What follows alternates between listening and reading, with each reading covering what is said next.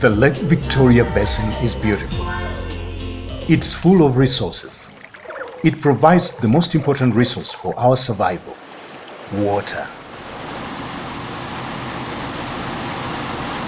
But we are reckless with it. The digging and trenching.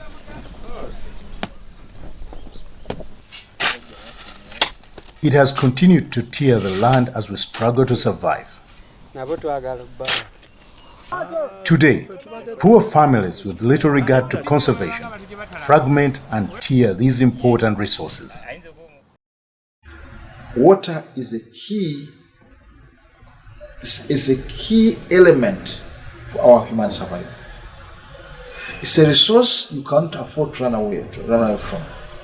It's a resource we must protect, but a resource we must be aware of as scarce and can deplete.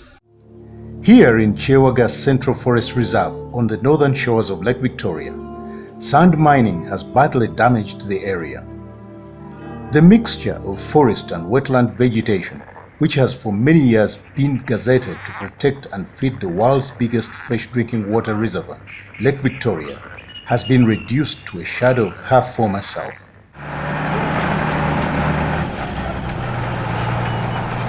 There is now relentless excavation of clay soil for brickmaking, as well as sand mining to feed the ever-growing construction industry in urban areas.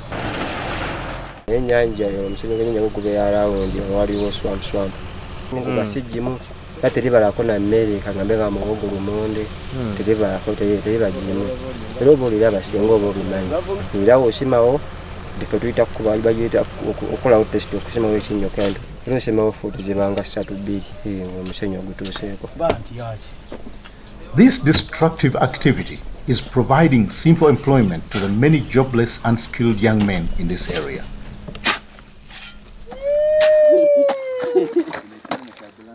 The sand and bricks regularly produced here are sold to the ever-growing construction industry for quick money. They cannot think of the environment. Mulimu gwaffe si mubi tugwenyumirizaamu kubanga omuntu kasitoma yenna tugenda omukyaza bwe ziba ssente zaleka mu kirombe atandikira mitwalo 10-20 okudda bwakku kuba tusobola okudiringa n'omuntu alina obukadde bw'essente oyo agenda kuzimba kalina nemukola naye kontrat ekisooka ekisinga otuyigganya embeera y'obudde nakati mukati gye tulimu ey'enku etuyisa bubi nnyo ekyokuza naye enku zaakoze eki zagenze kunaayira.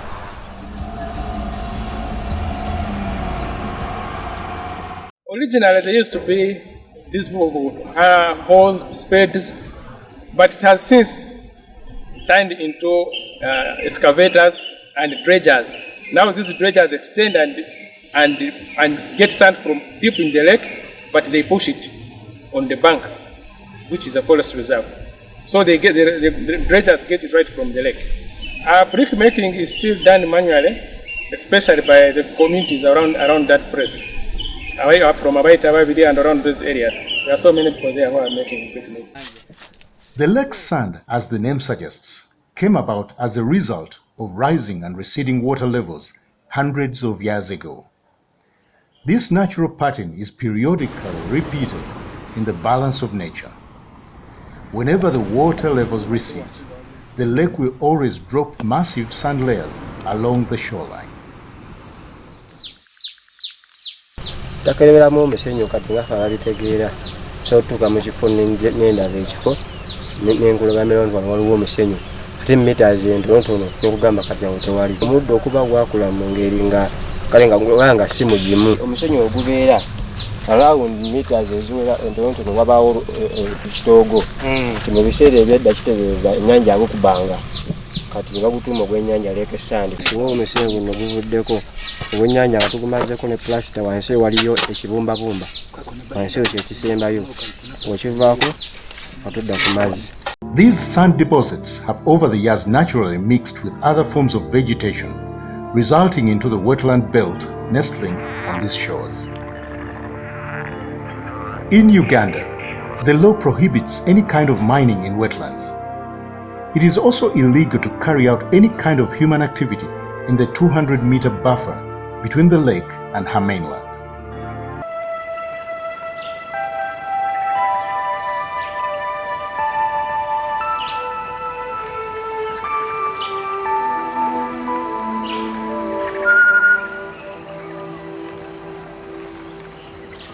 Any activity to be carried out in a lakeshore, the law requires you get a permit, so that we are able to understand what you want to undertake, of what area, what methods are you going to use.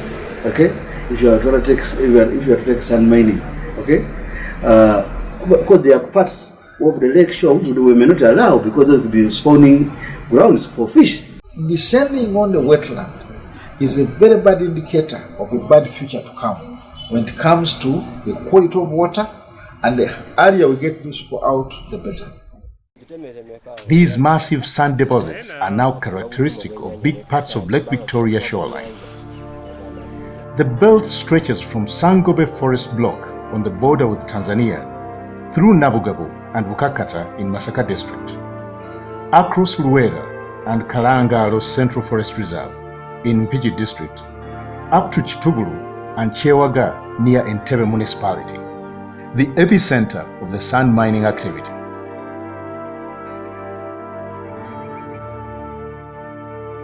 We carried out an inspection of all areas where they are mining sand, whether legal or illegal.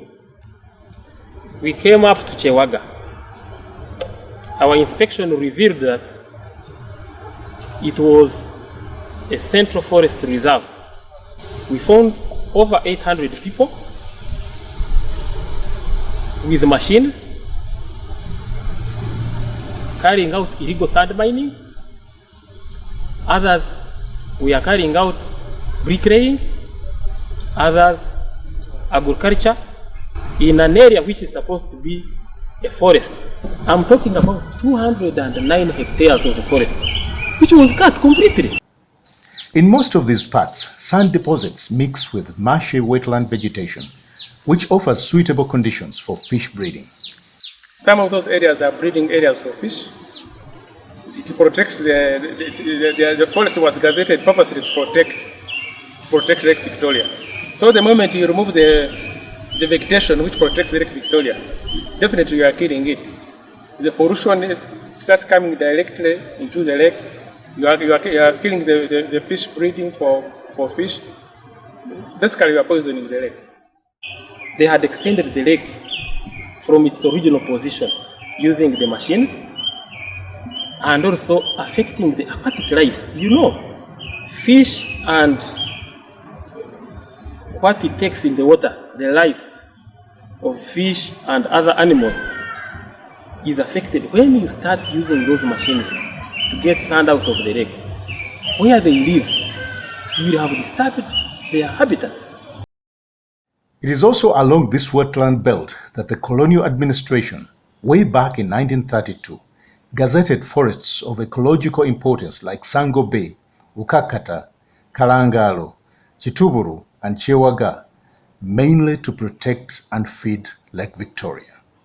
It's these forests that have recently been invaded and devastated by these illegal sand miners. Chewaga Central Forest Reserve. This is a protected area that part of it is shares boundary with Lake Victoria. It was gazetted around 1932. We have other areas like Kalangalo, where there are also some illegal activities going there. We have some other areas in Zilimiti. There is illegal brick making, illegal sand mining. So people have gone there, cut down the trees of people who are licensed, and started mining sand illegally.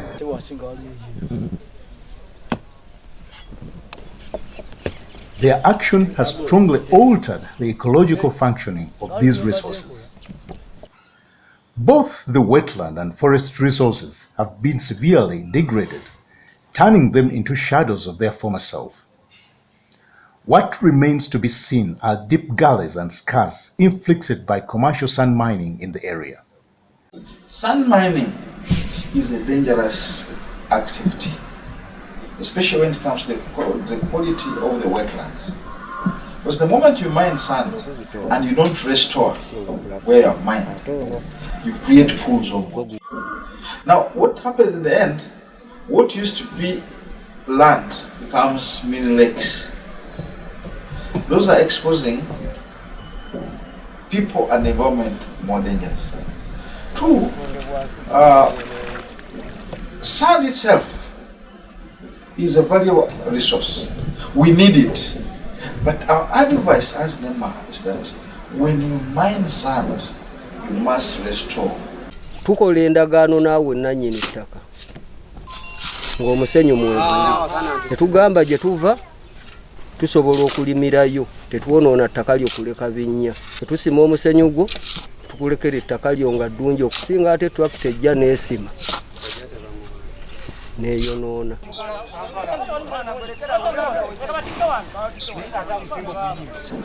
First thing we should be able to make sure that as you cover those pits, you don't cover them using foreign materials. You must be able to use materials which are very similar in the environment. But what people do, those who try, they bring soil from other places. And then when you do that, you are changing the ecological function of the wetland. The impact is immediate. Rampant pollution and silting of the world's largest fresh drinking water lake, Lake Victoria. Emissions from the industries, some of them end up there. From the municipal waste, ends up, municipal and urban waste ends up there. People throw their waste in channels, which end up there. I've got poor drainage, I've got poor sewage systems. Some of these ones end up taking the water into the water. And this went into the lake. And this is becoming part of the problem. That's why you hear about nutrients in the lake. When you get nutrients, plants which used never to stay in the lake now begin growing. When they begin growing, there's a competition for oxygen and carbon dioxide in the environment. And then you get this problem of fish dying, you get deserts within the lake. Other problems include a steady decline in fish population and endemicity of species.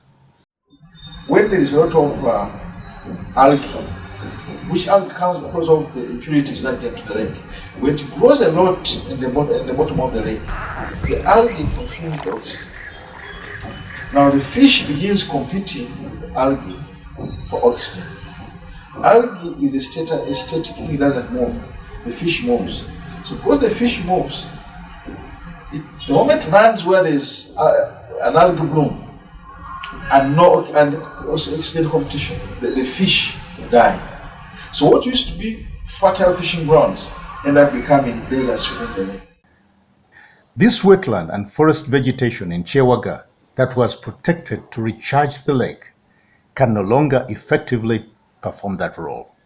They have actually drained the wetlands which is hold the water during the times when there's so much water. See, wetlands normally act as a reservoir. They act as a sponge. There's so much water they keep it. When water reduces, they begin releasing some of the water they were holding so that the water continues to flow even in times when there's very little water.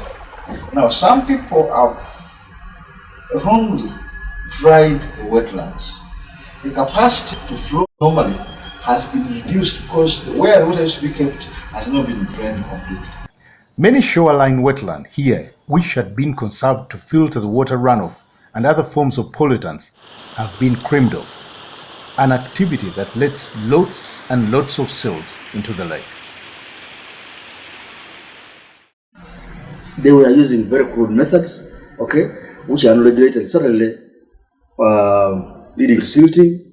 Part of that could be leading to silting, and even dangerous to people who are doing it because they live a lot of open areas which water accumulates and children or another innocent citizen could get easily drowned in those places. Even pollutants like oil and other forms of heavy metals easily find their way here, compromising water quality and increasing water treatment costs.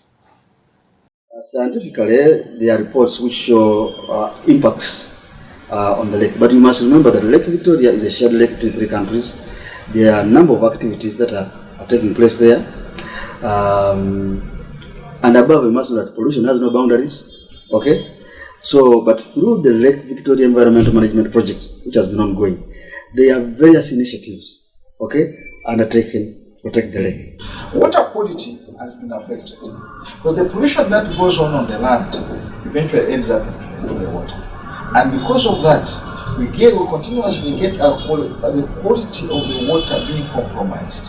Some people pollute not knowing, but some people pollute because they have nowhere to go there. And there's this traditional thinking, which is very wrong, that the lake can never get saturated. In Uganda, they say Nyanja Tinoba, which is very wrong. If you understand chemistry, you will know that actually the lake can get saturated.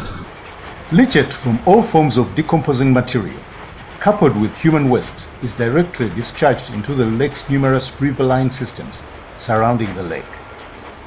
They all find no obstacle in entering the lake.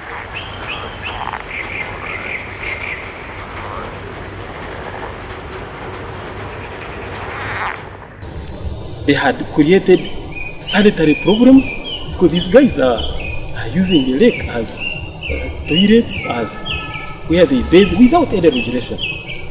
And this is where we get water for all sorts of things. So essentially you find many people are affected by the irregularities on the ground. So considering all that, we had to eject them out of the Central Forest Reserve. Because it's a forest, it's a wetland, it's a lake, where all our lives really rotate. All these problems and other forms of environmental challenges are slowly but steadily killing the world's biggest fresh drinking water reservoir, Lake Victoria. Uganda should take a step back and realize that there are about 99% water.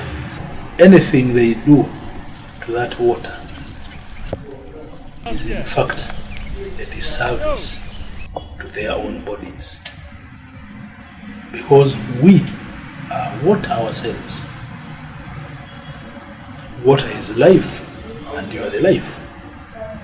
So all actions should lead towards that realization that it's not about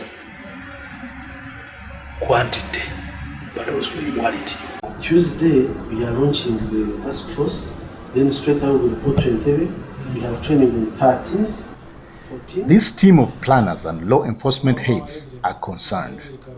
They are planning to deploy a sustainable force to flush out these wrongdoers. The approach is multi-pronged, ranging from public education to law enforcement and eviction.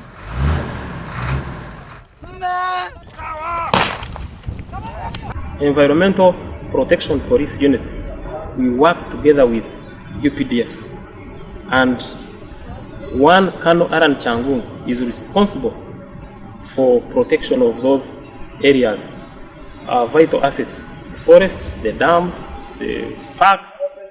That is his area.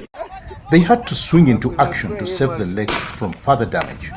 Before 2019, sensitizations had been going on to tell people the importance of protecting areas of interest. Forests, wetlands, lakes. So, since we had been warning them about all these irregularities, they were not heeding. Total impunity. People doing things without asking themselves, what does the future hold? So in November 2019, putting all that into consideration, I had to say enough is enough. We must protect the environment. We went and told them to exit that protected area. Because one, they had illegally occupied the land. Two, they were doing illegal activities. So we had to flush them out, and the area is now under protection and recovery. Encroachers scatter in different directions, and by midday, Chewaga Central Forest Reserve is liberated and totally evacuated.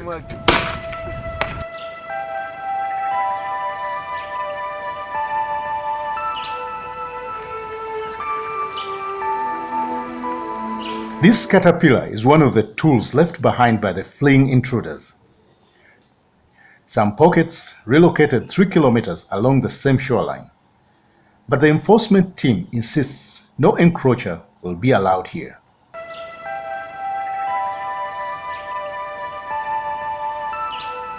When we ejected them, of course they migrated. This is the impunity I'm telling you. But we are following them up to ensure that they get out of that illegal activity. Nobody will relax until total liberation of Lake Victoria is attained. Environmental Protection Force is under the Ministry of Water and Environment, and there are various units at different agencies, NEMA, NFA, and the wetland. So the commandant took a force from all the units. They camped in some of those areas and have evicted a number of those illegal sand miners. So what is left now is a process of trying to restore. But however, you must also understand that for that to be effective, we need to man those places, because the possibility of these guys coming back could be there. On a daily basis, dirty water coupled with the stench from Kampala city snakes its way through Kansanga and ends up in Lake Victoria at Gaba. In the northern part of the city, the Nakivubo Channel also pours the dirt at Luzira. So says the recent research and media reports. Now officials from the National Water and Sewerage Corporation say water pollution in Lake Victoria has more than doubled in the past 10 years.